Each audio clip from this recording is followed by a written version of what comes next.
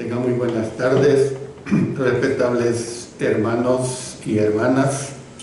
También un saludo especial para los amigos y amigas que nos sintonizan a través de nuestro canal del Alumbrador Cristiano, a través de mi especial programa Te Daré Lo Mejor. También nos conectamos a través de nuestro canal propio, Iglesia de Cristo El Salvador. Hay dos maneras como usted puede escuchar estos mensajes. Primeramente quiero decirles que estamos estudiando la vida y ministerio de Cristo y ahora vamos a ver la lección número 9 y vamos a comenzar un nuevo tema que se trata sobre la elección de María en su parte 1. Vamos, como siempre, a pedir la dirección de nuestro Señor. Padre Celestial, una vez más estamos agradeciéndote enormemente por darnos otra oportunidad de presentar tu divina palabra. Gracias por ello.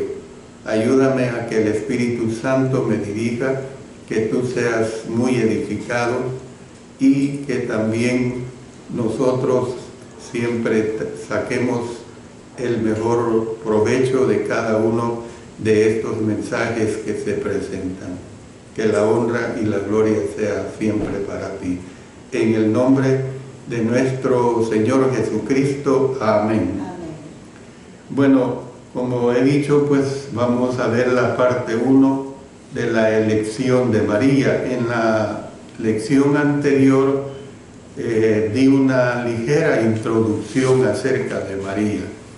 Entonces ahora voy a continuar con los atributos, las cualidades que tenía María, esa joven que el Señor escogió para ser la madre de Jesús.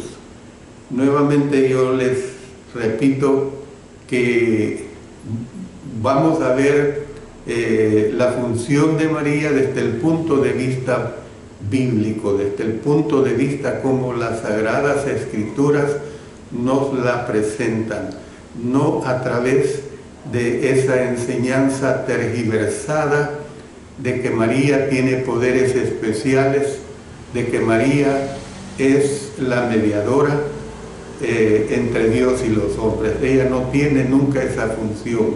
Ya lo he dicho, el único mediador entre Dios y los hombres es Jesucristo hombre. Amén.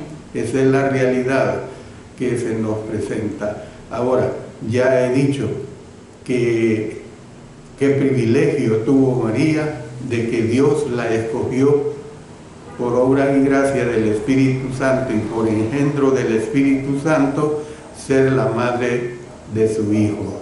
Yo lo vuelvo a decir, qué mujer piadosa no le hubiese gustado ser la madre de Jesús. Así que vamos a ver esa diversidad de cualidades que ella tenía. Primeramente quiero decirles que ella no tenía miedo de usar su mente para pensar. El ángel dijo a María: salve muy favorecida, el Señor es contigo. Lucas 1:28. María se turbó por las palabras del ángel. Mire lo que dice el versículo 29. Mas ella, cuando le vio, se turbó por sus palabras y pensaba qué salutación sería esta. En la Biblia, a la mayoría de las personas que se vieron enfrentadas por un visitante celestial, les produjo gran zozobra. Es decir, les produjo gran zozobra la experiencia que tuvieron. María, en cambio, en lugar de entrar en pánico, esto es admirable en ella, pensó qué situación sería aquella. Es lo que vemos también en este versículo 29 de Lucas 1. María era la clase de persona que usaba su mente. Eso lo podemos nosotros ver claramente. Más adelante se nos dice que guardaba todas las cosas que rodeaban el nacimiento de Jesús. Note lo que expresa Lucas 2:19. Pero María guardaba todas estas cosas, meditándolas en su corazón. Es decir, ¿qué es lo que vemos en María? No vemos una joven arrebatada, no vemos una joven impulsiva, no vemos una joven que le está sucediendo algo que es inaudito, que es fuera de lo normal y no procede en esa manera abrupta, ¿verdad? Es decir, no tenía miedo de usar la mente que Dios le había dado.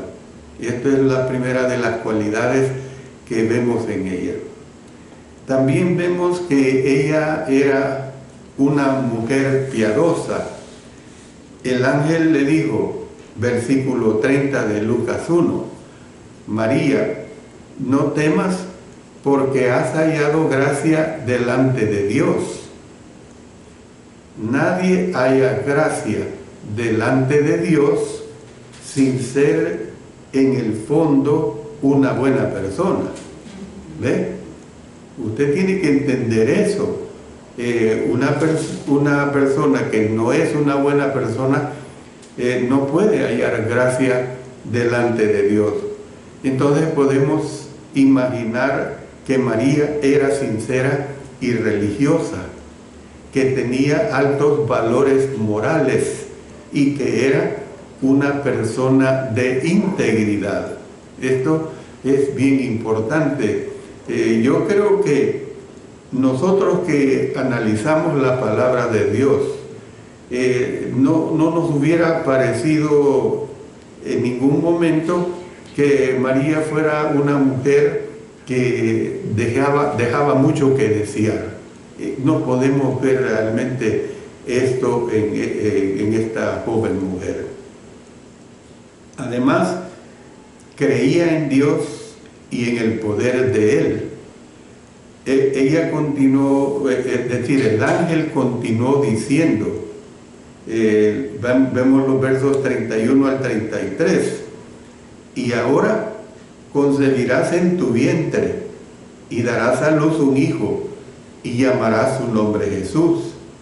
Este será grande y será llamado Hijo del Altísimo, y el Señor Dios le dará el trono de David su padre, y reinará sobre la casa de Jacob para siempre, y su reino no tendrá fin. El reino de Cristo en la iglesia, miren lo que dice Mateo 16, versículos 18 y 19. Y yo también te digo que tú eres Pedro, y sobre esta roca edificaré mi iglesia, y las puertas del Hades no prevalecerán contra ella. Y a ti te daré las llaves del reino de los cielos, y todo lo que atares en la tierra será atado en los cielos, y todo lo que desatares en la tierra será desatado en los cielos. Nuestro Señor se sentó en el trono de David y comenzó a reinar sobre su reino cuando ascendió y cuando fue exaltado por la diestra de Dios. Fíjense lo que tenemos en Hechos capítulo 25, Hechos capítulo 2, versículos 25 y 26. Dice David, porque David dice de él, veía al Señor siempre delante de mí, porque está a mi diestra, no seré conmovido, por lo cual mi corazón se alegró y se gozó mi lengua, y aún mi carne descansará en esperanza. Entonces nosotros podemos ver pues que las palabras del ángel anticiparon todo esto. Quiero volver a dar una aclaración. Ustedes tienen que entender que los ángeles son mensajeros de Dios, son seres celestiales y fueron usados, y por supuesto es mi firme creencia que los ángeles hasta hoy en día siguen siendo usados por nuestro Dios. Claro, no en la forma como se hizo tanto en el Antiguo como en el Nuevo Testamento, pero por obra y gracia y providencia de nuestro Dios, de una manera los ángeles tienen participación.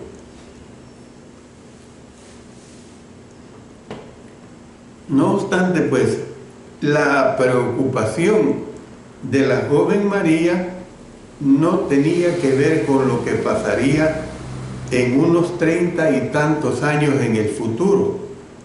Hay que entender que a este momento ella ni se imaginaba, ni se le cruzaba por la mente lo que pasaría con su hijo.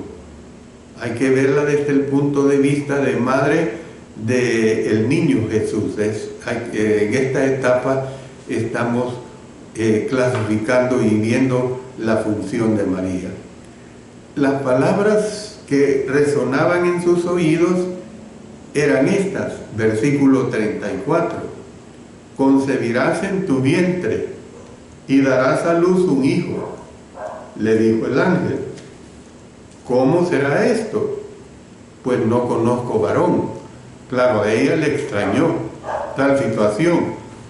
Ya ampliamente lo he hablado de que estaba desposada con José.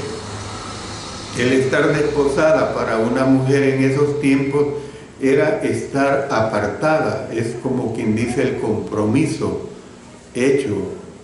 Y el desposamiento hasta podría hacerse un año anticipado. Entonces por eso a María le parece extraño, pues no conozco varón, dice. A primera vista, estas palabras se parecen a la respuesta de incredulidad que dio Zacarías, que le significó no poder hablar durante los 9 meses de embarazo de Elizabeth, la prima de María. Miren lo que dice en Lucas 1, versículos 18 y 20. Dijo Zacarías al ángel: ¿en qué conoceré esto? Porque yo soy viejo y mi mujer es de edad avanzada. Y ahora quedarás mudo y no podrás hablar hasta el día en que esto se haga, por cuanto no creíste mis palabras, las cuales se cumplirán a su tiempo.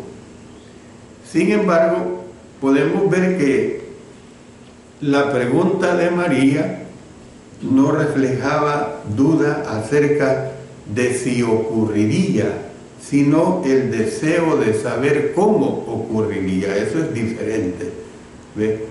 Ella deseaba pues saber cómo ocurriría. Lo que se recalca en el texto es que ella creyó al ángel. Esa es una realidad, porque notemos lo que nos expresa el versículo 45. Y bienaventurada la que creyó, porque se cumplirá lo que le fue dicho de parte del Señor. El ángel le respondió la pregunta del cómo. Le dijo: el Espíritu Santo vendrá sobre ti y el poder del Altísimo te cubrirá con su sombra, por lo cual también el santo ser que nacerá será llamado Hijo de Dios. Lucas 1:35. Entonces, la palabra griega que se traduce por cubrirá se usó en la Septuaginta. La Septuaginta es la traducción griega del Antiguo Testamento. Esto es bien claro, pues.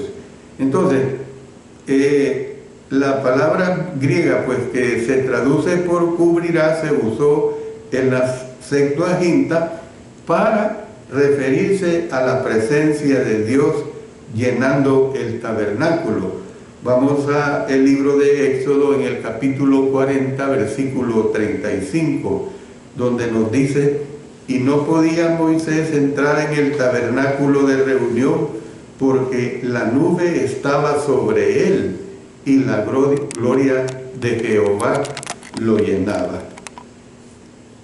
De vez en cuando se han hecho intentos de establecer un paralelo entre la mitología griega y el nacimiento virginal de Jesús. No hay comparación entre la crudeza de los relatos acerca de dioses griegos que se aparean carnalmente con seres humanos y la hermosura de las delicadas palabras del ángel. No hay nada que tengase que ver con esto. Eso de los dioses y que se aparean con seres humanos es pura invención humana, pero esto no tiene nada de realidades, por eso se conocen como mitologías, algo abstracto, algo que realmente desde el punto de vista de la realidad son situaciones que no se dan. Y aunque María no pidió señal, el ángel le dio una. Dice, y he aquí tu parienta. En la King James, en la versión del Rey Santiago, pues se lee prima, que es una traducción aceptable. Sin embargo, en aquellos tiempos, la palabra primo no indicaba cuán estrecha era la relación. Ustedes saben bien que primos o primas son los hijos de los tíos que uno tiene en la familia o las tías que uno tiene en la familia. Bueno, María y Elizabeth pudieron haber sido lo que hoy día llamamos a lo mejor primas segundas o bien primas terceras, e incluso una de ellas pudo haber sido tía tercera de la otra, según se investiga en el árbol genealógico. Entonces, ¿qué es lo que nosotros vemos, por ejemplo, en el versículo 36? Dice, Elizabeth, ella también ha concebido hijo en su vejez, y este es el 6º mes para ella, la que llamaban estéril. Y añadió, porque nada hay imposible para Dios. Y es que esa es la realidad. Para Dios no hay nada imposible. El texto griego dice literalmente, porque toda palabra no será imposible con Dios. En una de las versiones se lee, porque ninguna palabra del Señor estará vacía de poder. Es interesante que muchas de las versiones que se usan para ampliar los conceptos realmente nos ayudan a entender aún mejor. Entonces, esto fue lo que se le pidió a María, que creyera, y esto fue lo que ella creyó. Mire lo que dice el versículo 45, y bienaventurada la que creyó, porque se cumplirá lo que le fue dicho de parte del Señor. Entonces, esto es también lo que usted y yo debemos creer si es que hemos de hacer frente a las pruebas de la vida. Es decir, muchas de las cosas que suceden en la vida, en el Señor, en la vida cristiana, tenemos que aceptarlas por fe, creerlas, pues, para poderle hacer frente en nuestra vida en el Señor. Otra cualidad que tenía María era que tenía espíritu de humildad. ¿Por qué digo que tenía espíritu de humildad? Esto fue lo que María respondió. Notemos el versículo 38 en su primera parte. He aquí la sierva del Señor, hágase conmigo conforme a tu palabra. Miren qué claro. O sea, usted no puede ver en esta joven un espíritu de rebeldía, no puede ver usted un espíritu de negarse a la voluntad de Dios sobre ella. Si hay algún versículo que da a entender claramente por qué Dios eligió a María, este es. En primer lugar, note la frase, la sierva del Señor, la sierva del Señor. La palabra griega que se traduce por la sierva se refiere a una esclava, porque esa es la palabra para siervo o sierva. De todas las clases de esclavos, a las esclavas mujeres se les consideraba de la más baja categoría y eran las que más a menudo se les despreciaba y se les maltrataba. Más adelante María cantó, dice, Él ha mirado la bajeza de su sierva, lo expresa como un canto en el versículo 48. Él ha mirado la bajeza de su sierva. Por eso es que estoy diciendo pues que ella tenía ese espíritu de humildad. Otra de las cualidades de esta joven María es que era sumisa a la voluntad de Dios. ¿Por qué se expresa que era sumisa a la voluntad de Dios? Analicemos la segunda parte de Lucas 1:38. Dice, hágase conmigo conforme a tu palabra. Repito, hágase conmigo conforme a tu palabra. Considere todas las implicaciones que implica esta declaración. Recuerde que María era una persona que pensaba, ella sabía en qué se estaba metiendo. Era una joven comprometida para casarse, que pronto estaría encinta. Óigase bien, comprometida para casarse, no casada, y que pronto estaría encinta. El que iba a ser su esposo, de seguro y con razón, protestaría diciendo que el niño no era de él.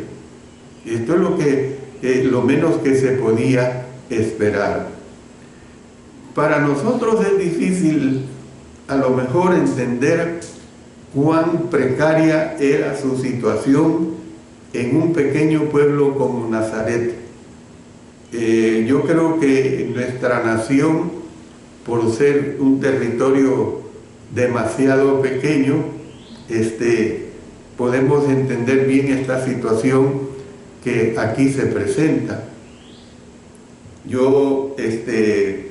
Mis padres nacieron en un pueblo pequeño conocido con el nombre de Chalchuapa, y desde niño nosotros íbamos a pasar las vacaciones de fin de año, las vacaciones escolares, con mi hermano anterior, y este pueblo tenía la característica, no sé si todavía la tiene, pero que la gente sacaba las sillas en las tardes, ya tipo 5 de la tarde, cuando ya caía lo fresco, y veían pasar a todas las personas, y se tenía un concepto de que de esta manera ellos percibían la vida y milagro del pueblo.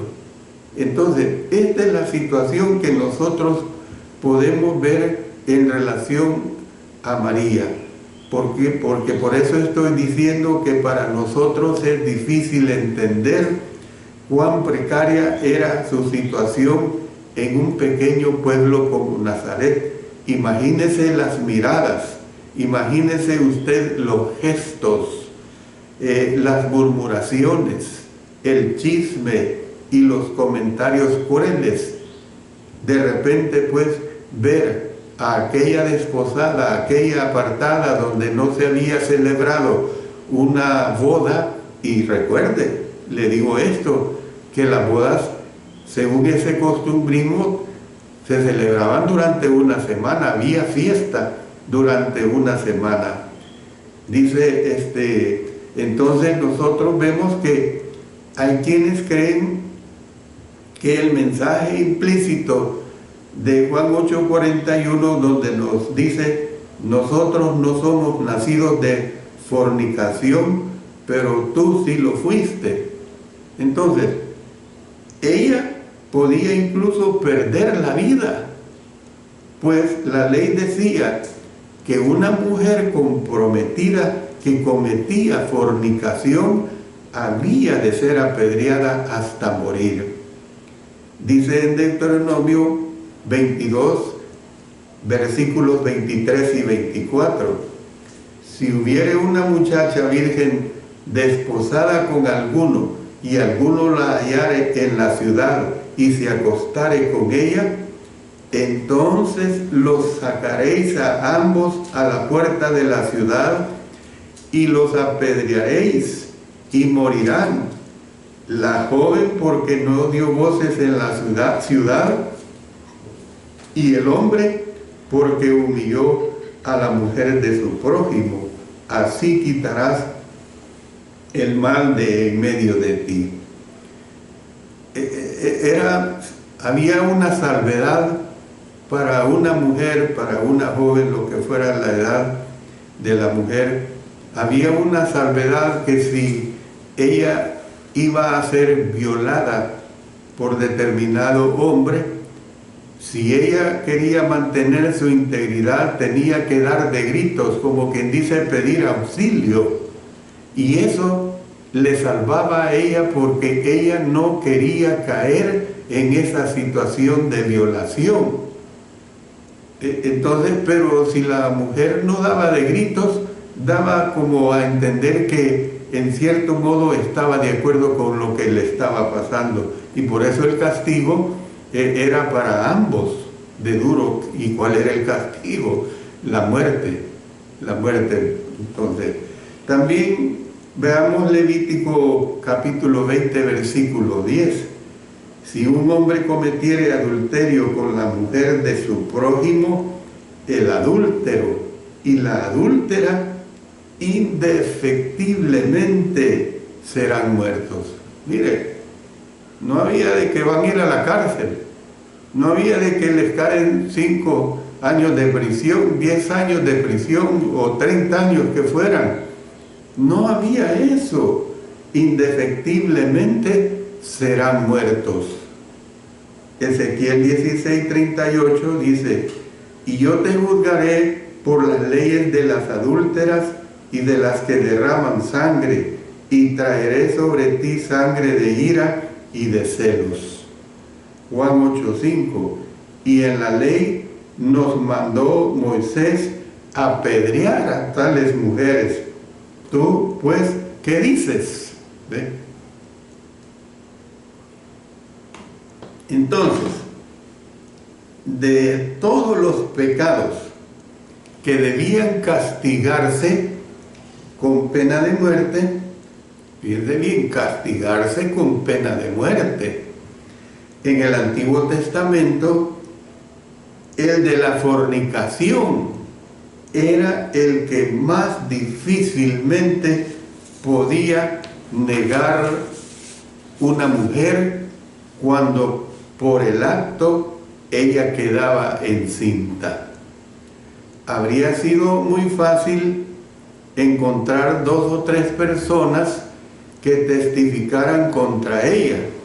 Dice en Deuteronomio 17:6, por dicho de 2 o 3 testigos morirá el que hubiere de morir, no morirá por el dicho de un solo testigo. Y luego en Deuteronomio 19:15, no se tomará en cuenta a un solo testigo contra ninguno en cualquier delito ni en cualquier pecado, en relación con cualquier ofensa cometida, solo por el testimonio de 2 o 3 testigos se mantendrá la acusación. O sea, el que caía o la que caía en semejante pecado, voy a usar la palabra por suerte de él o de ella, si solamente había un testigo quedaba librado. Tenía que ser por boca de 2 o 3 testigos o hasta más, pues, para que tuviera validez aquella acusación, aquel hecho cometido. Pues hubieran bastado los primeros 2 o 3 hombres que pasaran al lado de María al 6º o 7º mes de embarazo de ella. Hubiera bastado pues con eso. Entonces, ¿qué es lo que vemos? Que sin duda María estaba consciente de todas las repercusiones. Ella no era ignorante de todos estos preceptos de la ley antiguo testamentaria, de la ley mosaica. A pesar de eso, le dijo el ángel: hágase conmigo conforme a tu palabra. Miren qué hermoso. Hágase conmigo conforme a tu palabra. En otras palabras, ella estaba diciendo: si así es como Dios lo desea, que así sea. Si así es como Dios lo desea, que así sea. Era sumisa a la voluntad de Dios. Y esa es la clase de persona que Dios puede usar, sea madre, sea padre, sea hijo o sea hija. Esa es la realidad que se presenta según la voluntad de nuestro Señor. Después que el ángel se fue de su presencia, ahí lo dice el versículo 38, María se levantó y fue deprisa a la montaña. Lo dice el versículo, siempre en este versículo 38, y miren lo que dice el 39. En aquellos días levantóse María, fue deprisa a la montaña, a una ciudad de Judá, para ver a su parienta Elizabeth. Es probable que esta fuera una de las pocas personas que creería lo que le había sucedido a ella.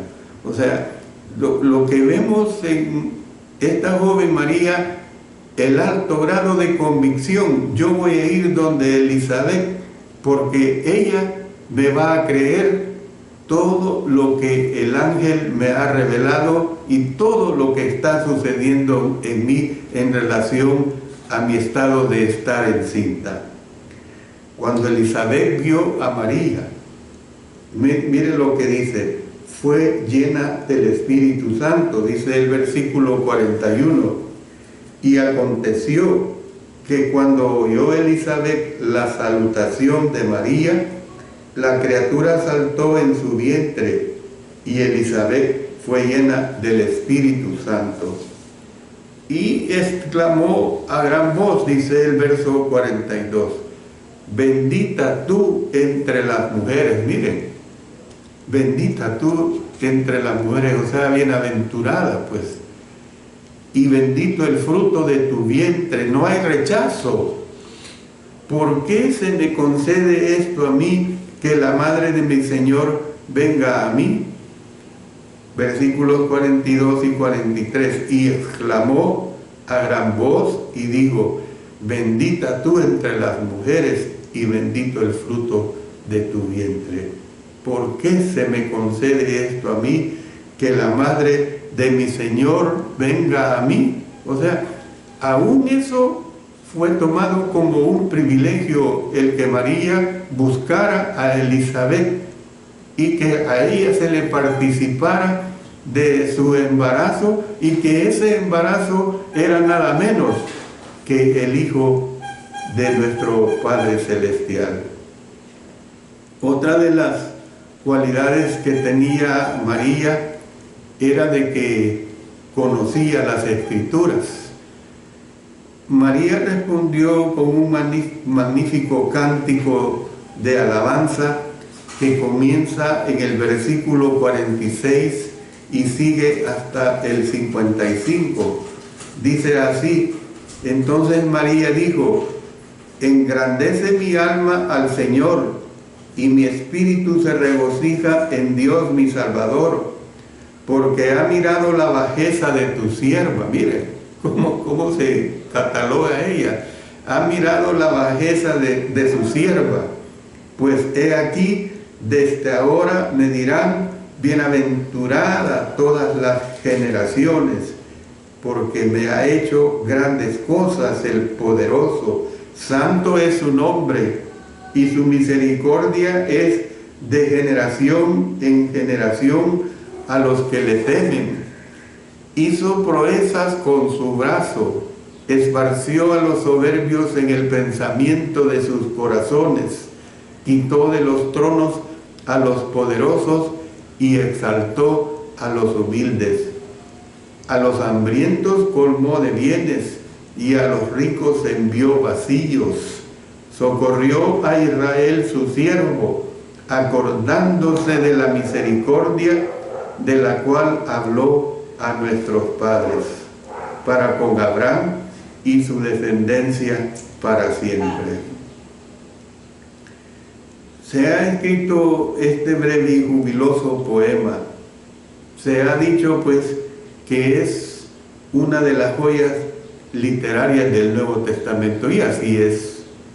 Quienes conocen lo que es el arte de la poesía y el escribir poesías me pueden entender mejor en relación a lo que aquí se está expresando en todas estas bellas palabras.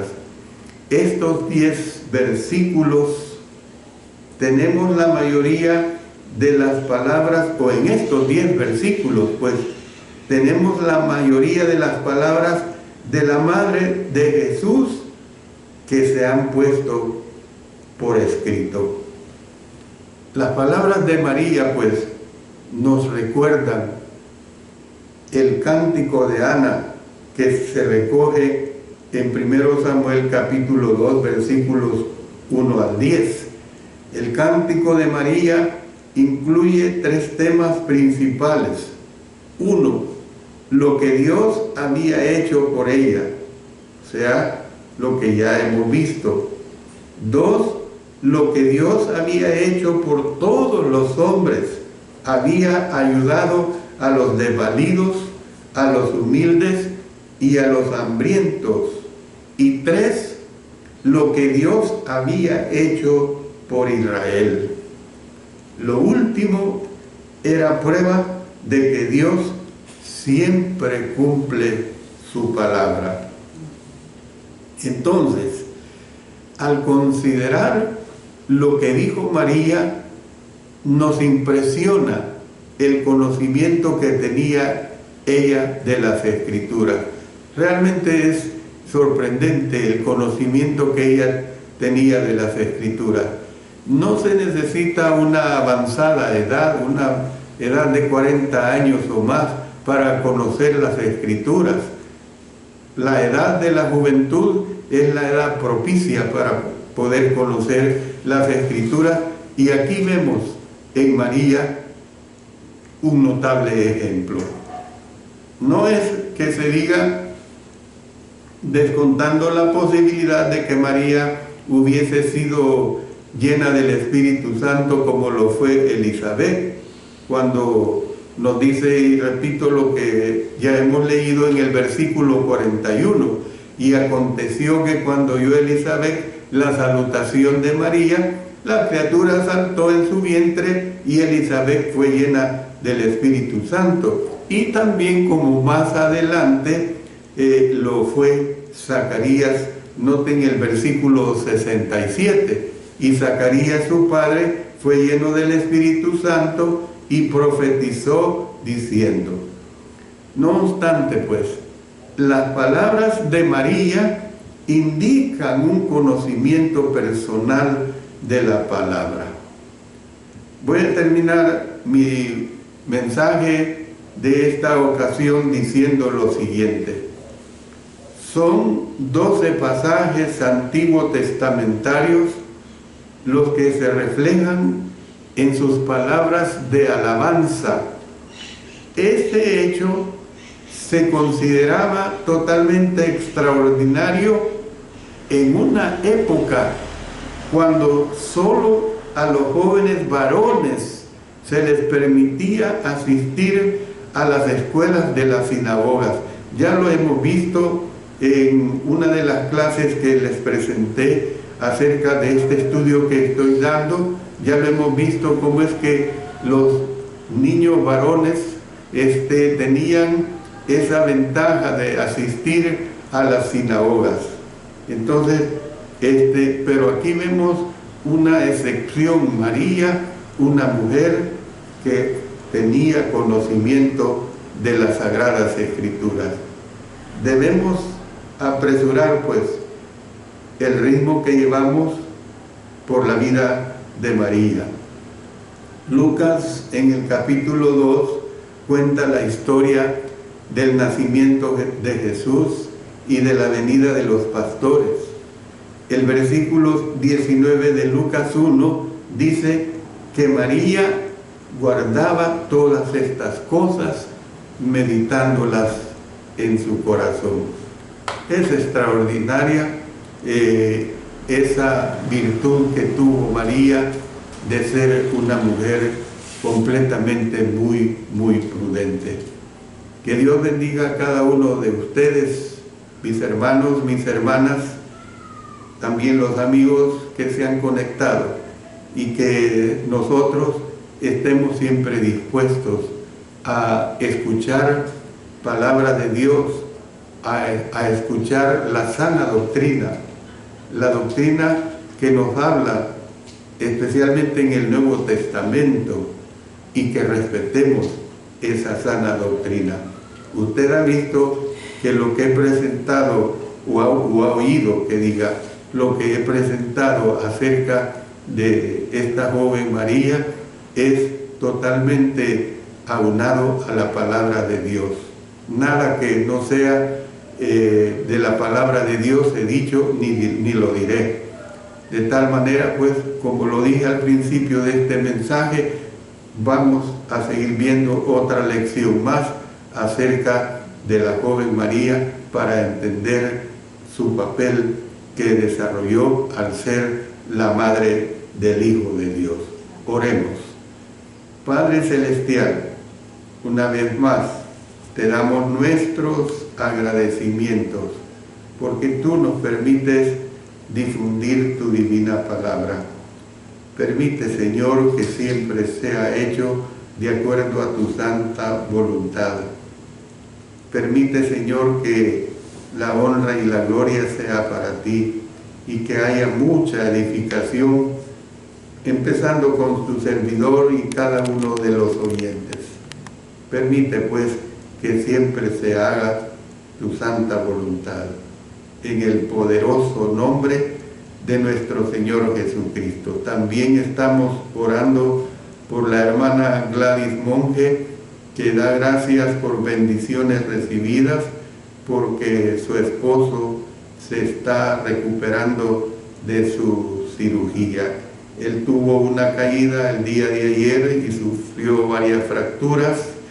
Permite, pues, Señor, que nuestro hermano Ulises Morán sea completamente sanado. Todo lo hacemos en el nombre de nuestro Señor Jesucristo. Amén. Amén.